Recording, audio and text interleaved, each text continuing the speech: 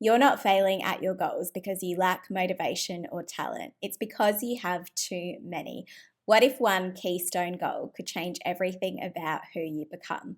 Let's talk about how you can use it to design your future self.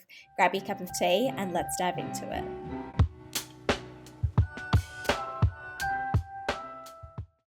Something that has always bothered me when it comes to discussions around personal branding is this relentless focus on being authentic, because I feel that it takes away from the conversation about how important it is to also focus on your future self and who you are becoming. If you follow this channel, you might know that I love talking all things goals. I love setting them every season. I love setting them every year. I love end of year resets. And more recently, I have discovered how to reframe the way that I set goals into tiny experiments, which is something that I talked about in a recent episode. And I've really loved applying that concept to my own life. But even more recently, I read the book Personality Isn't Permanent by Benjamin Hardy, and I am absolutely obsessed. And I actually cannot believe that I had not read this book earlier, because it has become truly one of my favorite books in personal growth. And I've talked about my favorite books in personal growth before, but if I hadn't already made that episode, this book would absolutely have made that list as well. Benjamin Hardy is an organizational psychologist, and he actually used to be one of the top writers on Medium. So he has a really significant following of people that truly believe in his focus, which is often on this idea of your future self and creating your future self. And in the book Personality Isn't Permanent, he argues that our cultural obsession with personality tests, for example, can actually be really damaging, because it applies this label to our thinking. It limits our potential. It can keep us in this fixed mindset. And it also doesn't acknowledge that we are different people in different contexts. And as we evolve, our goals do as well. The goal isn't to discover your personality, it's to create it. So in this episode, I'm going to be breaking down my top 4 takeaways from the book and how that leads into creating your future self. So let's start with number 1, and that is a keystone goal: purpose over personality. When I was in kindergarten, I barely said a word. When I was in primary school, I could not stop asking and answering questions. And then by the time I was in high school, I found a little bit more of a balance between my love of learning and my social life. When I was in my 20s, I lived my best extrovert life. And now, more recently, I love a lot more of my introverted life as well, particularly because I get to work from home. My personality has changed as my goals have changed. And if you reflect on your own life, you might also find that this could be true for yourself. In the book, Hardy says, your personality should come from your goals. Your goals shouldn't come from your personality. He also says purpose trumps personality. And what I really like about the conversation that Hardy has about purpose is that it's not about this overarching find your why, which can be really overwhelming to some people.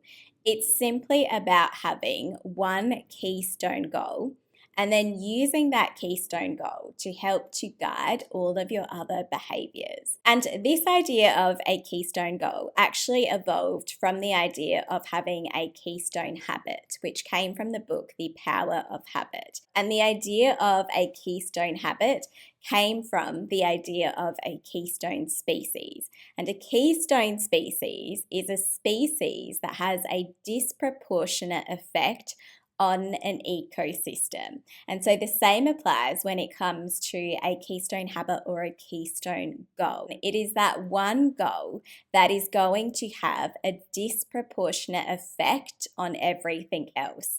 So that means that you don't have to change everything it is that you do to achieve your ideal future self identity, But you need to focus on the one thing that is going to have the disproportionate impact on everything else. So, as I've shared on this channel, I love to watch the NBA. And so, if I apply this example to, say, a young player that is aspiring to be in the NBA, if he has that goal to be in the NBA when he is a young athlete, then this is likely going to affect all of his other behaviors. So, for example, having that goal of wanting to reach the NBA might mean that he decides to wake up early every morning to get into that high performance elite athlete routine mindset.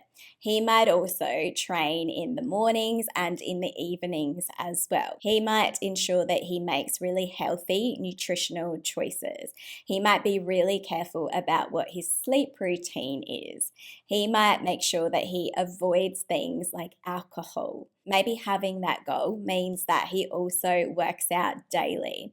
And it could also mean that he keeps a very particular social circle around him with the people that are actually going to inspire him and support him in achieving that goal. So when you start to see yourself differently, having that identity of yourself is what guides your decision making. And I absolutely love that so much of the focus of this book, Personality Isn't Permanent, is on this idea of your future self. So it's not just about arguing against personality tests and labels, it is about having a greater focus. And I'm actually also listening to another audiobook by Benjamin Hardy at the moment called Be Your Future Self Now, which I'm absolutely loving so far as well. So I'm planning to hopefully do another episode on that too. But sticking with personality isn't permanent for now, my point number 2 is, will it make the boat go faster?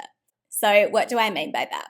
This was the mantra of the British Olympic rowing team in the 2000 Olympic Games. They used the Keystone goal of wanting to win the gold medal, which they did, as the way to guide all of their decision making. So whenever they were faced with a decision in their everyday choices, they would ask themselves, will it make the boat go faster? So, for example, should I eat this particular thing?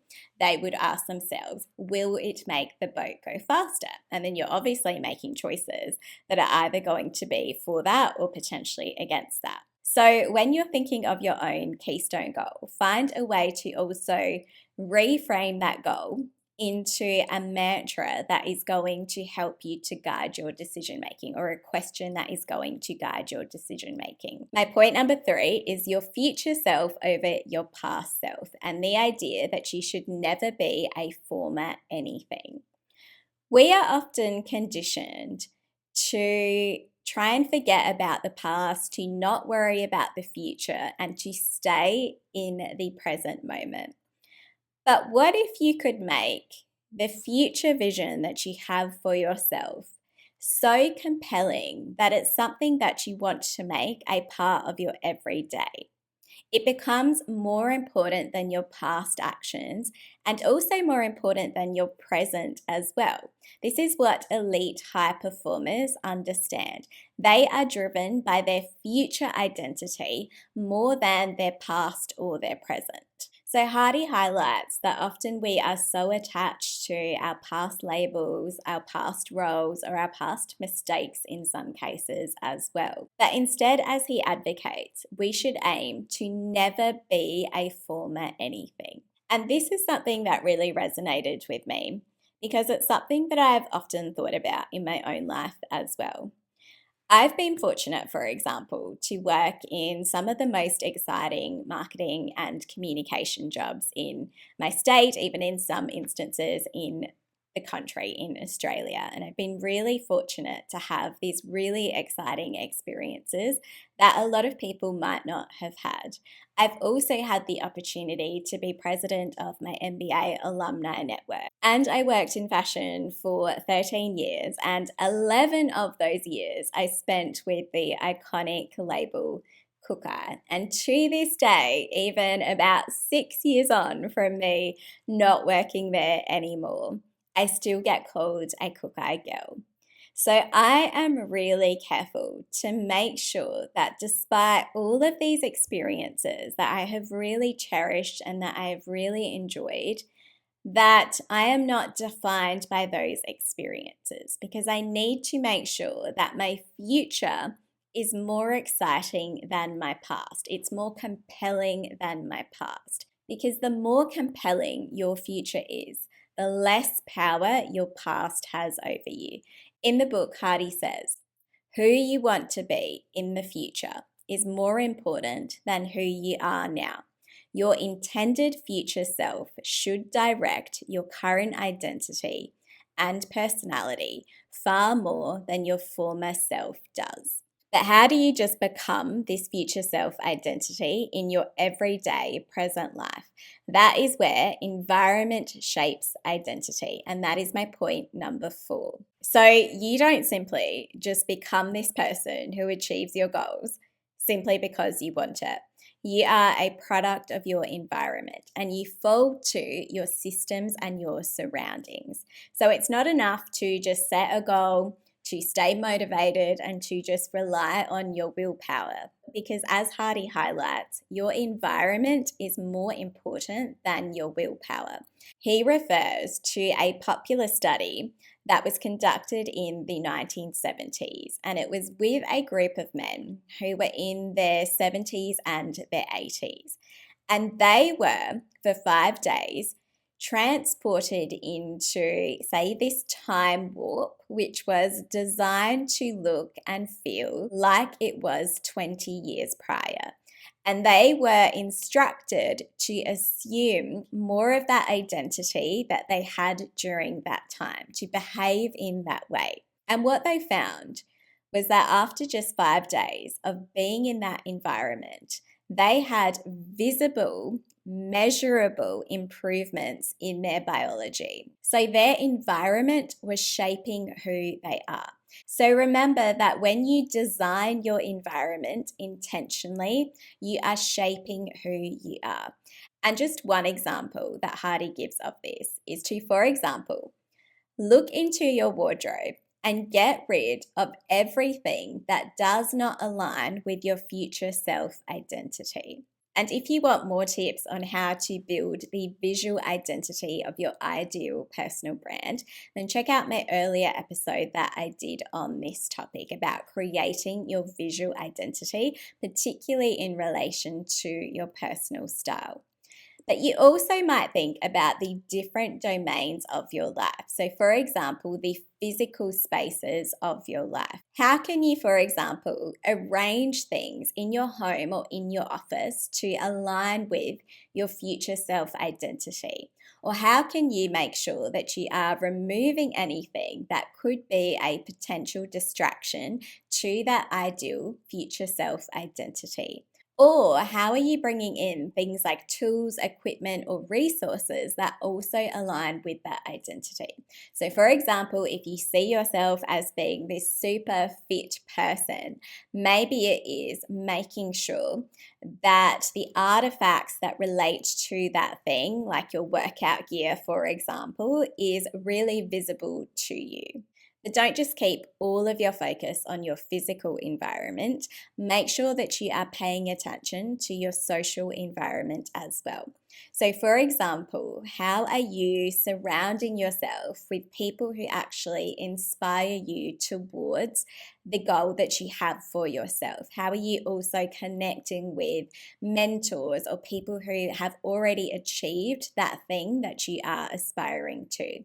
And how are you reducing the amount of time that you are spending with people who don't align with your future goals? I actually did a whole other episode a while back on the impact that your social circles can have on your success. So if you haven't already, then make sure you check out that episode as well. And in terms of your spaces and your domain, also don't forget about your digital environment as well. How are you creating positive digital environments that align with your goals?